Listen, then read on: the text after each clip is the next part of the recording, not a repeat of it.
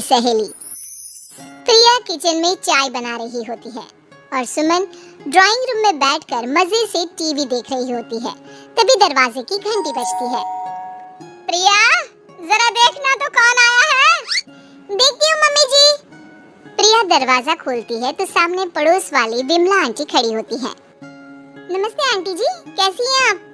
मैं तो बिल्कुल ठीक हूँ बेटा, पर तेरी सास को क्या हुआ है? आजकल कहीं दिखती ही नहीं है। जब देखो तब टीवी के आगे जमी रहती है। अंदर तो आइए आंटी। अरे ओ दीपक की अम्मा, कहाँ हो? अरे विमला, आओ आओ, क्या बात है, बड़े दिन बाद याद आई तुम्हें मेरी। मैं तो हमेशा ही तुम्हें याद करती हूँ, पर तुम ही गायब रहती हो और आजकल तो बाहर भी नहीं आती जाती। तबीयत तो ठीक है ना तुम्हारी? अरे तबीयत को क्या होना है, इस उम्र में तो कुछ ना कुछ लगा ही रहता है। मेरी छोड़ो, तुम ये बताओ कि क्या चल रहा है गली मोहल्ले में? तुम गली मोहल्ले की छोड़ो, चल तो तुम्हारे पड़ोस में रहा है। तुम्हारी नई सहेली आई है। मेरी कौन सी नई सहेली? मैं तो यहाँ बस तुमसे बातचीत कर लेती हूँ या फिर बाजू वाली शर्मा की बहू से दो चार बातें कर लेती हूँ। इसीलिए तो कहा कि तेरी नई सहेली आई है। अब कोई पड़ोस में आया है तो बात तो होनी ही है। कम से कम इसी बहाने हमारा भी एक ग्रुप बन जाएगा। फिर सब मिलकर अपनी बहुओं की शिकायतें किया करेंगे। दोनों हंसने लगते हैं। तभी प्रिया चाय लेकर आती है और सामने टेबल पर रख देती है। दोनों चाय पीती हैं और बातें करते हैं। चलो मैं चलती हूँ, अब कल मिलते हैं। राम राम। अगले दिन प्रिया किचन में कुछ काम कर रही होती है और सुमन आराम से सोफे पर बैठकर मटर छील रही होती है। तभी डोरबेल बजती है। प्रिया दरवाजा खोलती है तो सामने उनकी नई पड़ोसन खड़ी होती है। जी, आप कौन? मैंने पहचाना नहीं।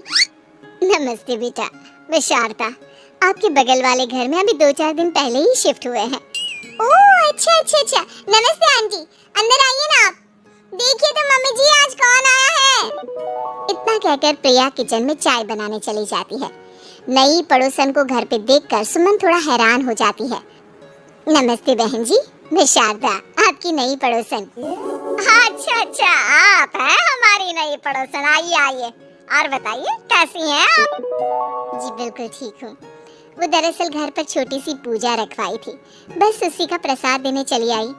सोचा इसी बहाने नए पड़ोसियों से भी मुलाकात हो जाएगी। ये तो बहुत अच्छा सोचा आपने। सुमन प्रिया को आवाज लगाती है। अयो बहू, जरा चाय पानी का तो आके पूछ लो। ये आजकल की बहुएं भी ना, जब तक बोलो नहीं तब तक कुछ नहीं करेंगी। आई मम्मी जी। प्रिया चाय लेकर आती है। दोनों बैठकर चाय पीती हैं और खूब सारी बातें करती हैं। अच्छा बहन जी, अब मैं चलती हूँ, फिर मिलते हैं। अब तो आना जाना लगा ही रहेगा।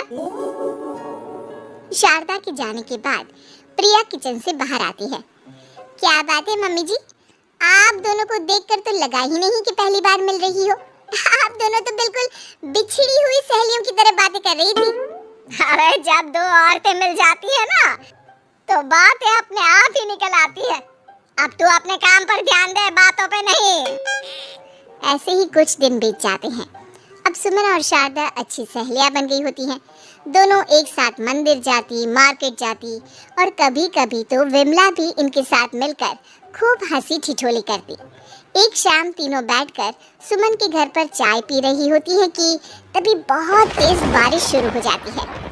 सुमन जोर से प्रिया को आवाज लगाती है। प्रिया, ओ प्रिया, देख कितनी तेज बारिश हो रही है। जाके छत से सारे कपड़े ले आ, नहीं तो सब भीग जाएंगे। सुमन 2 बार आवाज लगाती है लेकिन प्रिया का कोई जवाब नहीं आता। शायद प्रिया कुछ काम कर रही है, इसीलिए कुछ जवाब नहीं दे रही। अरे काहे का काम, आराम फरमा रही होगी महारानी। तभी प्रिया बीमार हालत में अपने कमरे से बाहर निकलती है। हाँ मम्मी जी, क्या हुआ? मेरी तबीयत थोड़ी ठीक नहीं है ना, इसलिए आग लग गई। अरे सारे कपड़े भीग गए और तुझे सोने से फुर्सत नहीं है। सबके सामने सुमन के मुंह से ऐसी बातें सुनकर प्रिया उदास हो जाती है और छत से कपड़े उतारने चली जाती है। सुमन, ये क्या बात हुई? प्रिया ने बताया ना कि उसकी तबीयत ठीक नहीं, इसलिए उसकी आंख लग गई। तुम भी ना खामखा उसे सबके सामने सुना दिया।